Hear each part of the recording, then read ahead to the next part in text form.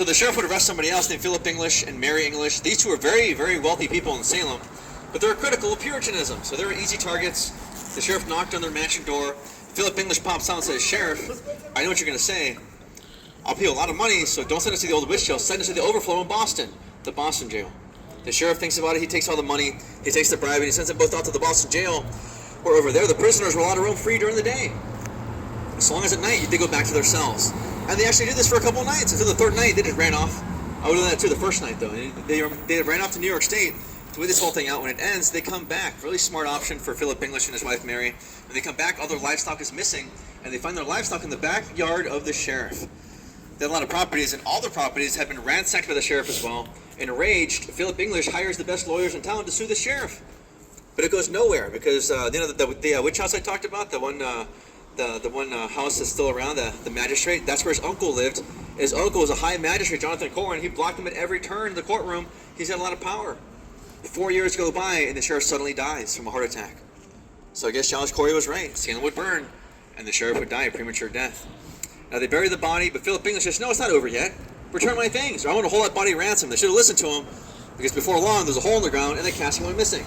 The Corwins ran to his mansion, and they found him resting his feet on the casket. He said, "Return my things, you get the body back." And what he could not accomplish in the courts, he accomplished with brute force and money and some grave robbing. He gets his things back, he gives the body back, right?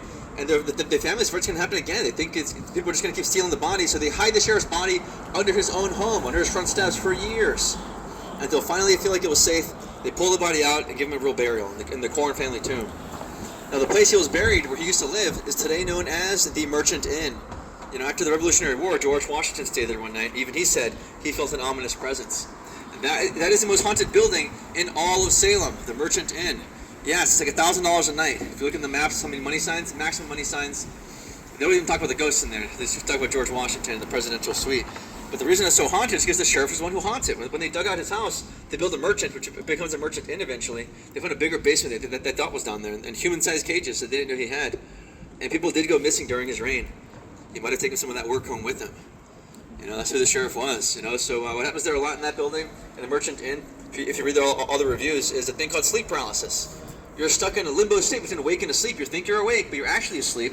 You feel like somebody's walking in the room. You smell smoke because you love smoking, and you can't breathe because you love to strangle all those prisoners with ropes as he's torturing them. So if you want to get haunted tonight, that is the place to go. Now this church here was not always here. In fact, it was a graveyard at first, which belonged to Philip English. He knows the Puritans came here to get away from the Church of England. So he was going to get his revenge by bringing the Church of England to them, all the way out here in Salem. You know, he gave this graveyard to the king, allowing the king to come and build St. Peter's right over it. They took most of the gravestones and they ground them down for building materials to build St. Peter's. The few gravestones that did survive this are in the front right now, so they're all bunched up over there to showcase that there was once a massive graveyard here. But what they did move and use most of the gravestones, what they didn't do was move the bodies. That's right.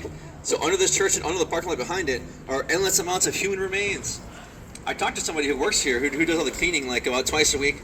He says that a few times out of the year, he walks in, he's cleaning, then he hears a room full of people. When he goes and checks it out, there's nobody there. And I think he's looking for a new church to start cleaning. Now we're going to start walking to the final stop, and as we do, I'll explain the power grabs, and I'll pull the curtain back until